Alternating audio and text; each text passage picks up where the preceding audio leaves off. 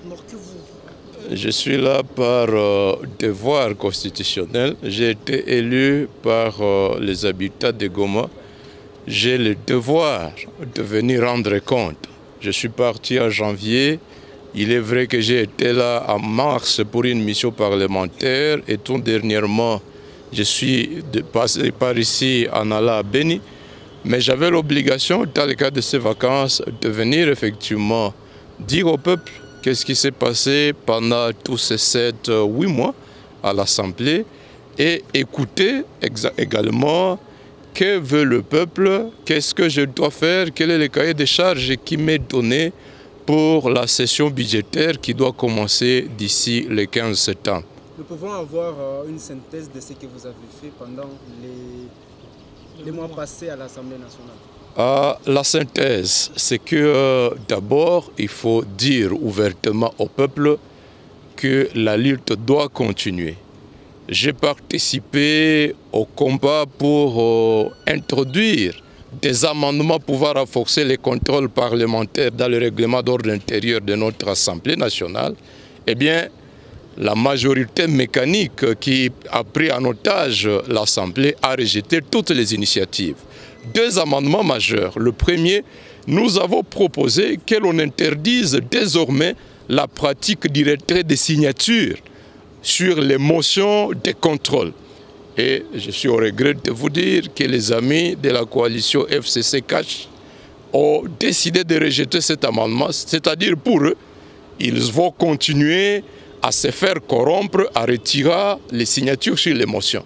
Deuxième amendement, nous avons dit que la pratique des motions incidentielles visant le blocage d'une motion de défiance ou d'une motion de censure, cette pratique-là devait être interdite.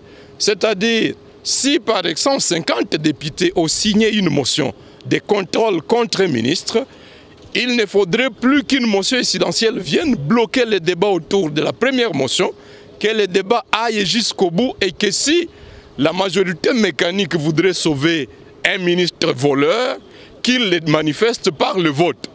Curieusement, lorsqu'on a soumis cet amendement au vote, les députés de la majorité ont rejeté également cet amendement. C'est l'une des batailles que nous avons perdues. Aux côtés de ça, bien entendu, il y a la grande question des tueries en ville de Goma.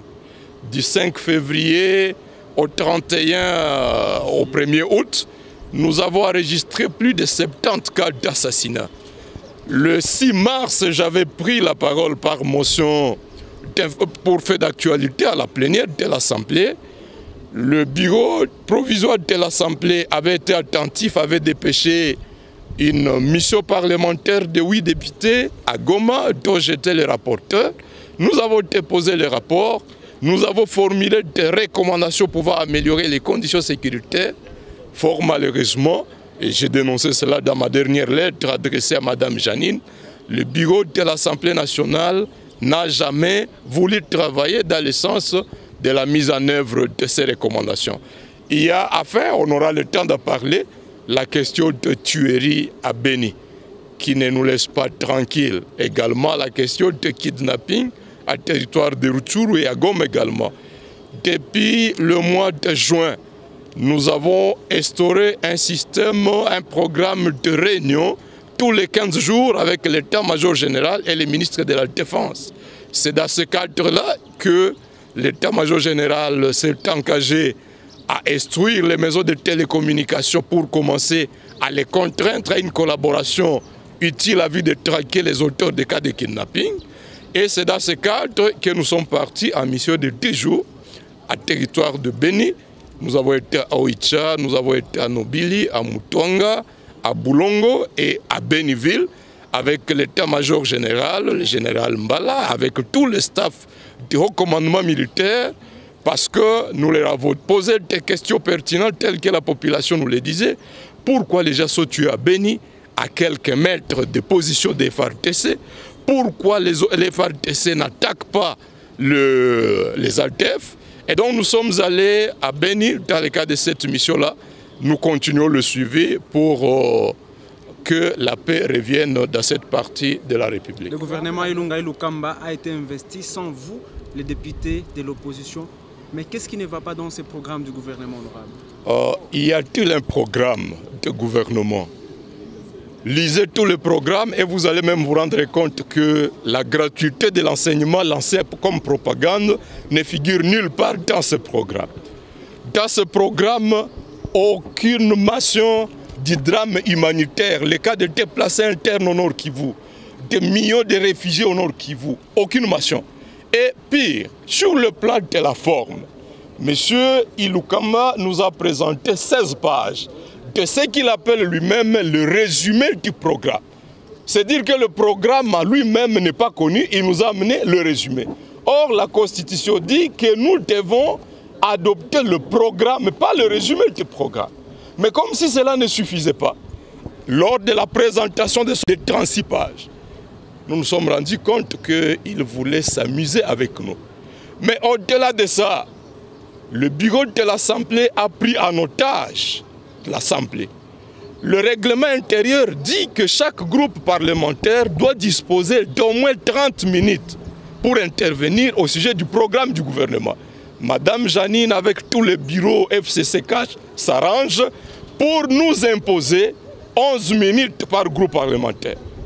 Qu'est-ce qu'ils voulaient cacher? Donc, ils ne veulent pas, de la même manière qu'ils ont interdit les débats contradictoires entre candidats présidents, ils nous interdisent désormais de débattre d'un programme. C'est ainsi qu'ils l'ont adopté de manière cavalière. Nous aurons le temps de l'expliquer. Je vais revenir là-dessus en conférence de débat. Vous allez vous rendre compte qu'il n'y a rien. C'est un chapelet de bonnes intentions, mais c'est que Ilunga et sa famille politique n'ont pas été en mesure de réaliser à 18 ans. Quelle garantie ils sauront les réaliser à 5 ans? Ilunga nous promet la lutte contre la corruption. Mais la majorité se cache, c'est le résultat de la corruption. Ilunga promet de restaurer la justice. Mais ces 400 députés sont les fruits de l'injustice par la Cour constitutionnelle. Bref, il a présenté des choses illusoires, irréalisables. Il savait que les députés de la résistance que nous sommes, nous n'allions pas cautionner cela et que le peuple allait suivre les débats. C'est ainsi que Mme Janine a pris la première mesure. On supprime les minutes de 30 minutes par groupe parlementaire à 11 et de 2 pour nous dribbler. Au lieu que les débats se fondent sur les résumés du programme que Ilunga venait de déposer 48 heures avant, eh bien, les débats se focalisent désormais sur un document qu'elle aurait mis séance tenante aux députés. Voilà pourquoi nous avons claqué la porte, mais ce n'est que partie remise. Nous revenons le 15 septembre avec de nouvelles stratégies. Nous n'allons plus claquer la porte, nous n'allons pas sécher, nous allons nous battre de l'intérieur, même si nous sommes minoritaires. Dernière question, honorable. Affaire 15 000, c'est trop de polémiques sur les réseaux sociaux, les 15 millions de dollars qui seraient détournés par le directeur de cabinet du président. Comment vous analysez cette question? Bien, c'est une question qui nous a éclaboussés. Il n'y a pas que ça, il y a également la question de marché de gré à gré, signé dans l'opacité pour réparer les avenues, les rues de la ville de Kinshasa, dans le cadre de ce qui sont appelés programmes d'urgence de la présidence. Eh bien, nous attendons la rentrée parlementaire pour constituer des commissions. Jusqu'à présent, les commissions permanentes ne sont pas encore constituées. L'opposition tient à obtenir la présidence de la commission ECOFIN pour que les contrôles sérieux se fassent autour de ces 15 millions qu'ils se sont partagés entre eux, également autour de tous les contrats de gré à gré qu'ils ont attribués à des entreprises fictives. Donc c'est une question qui scandalise. Ils se partagent l'argent de la République comme des arachides pendant que les enseignants n'ont rien, pendant que, je vous ai dit, même la question de la gratuité de l'enseignement ne figure nulle part dans leur pseudo-programme de gouvernement.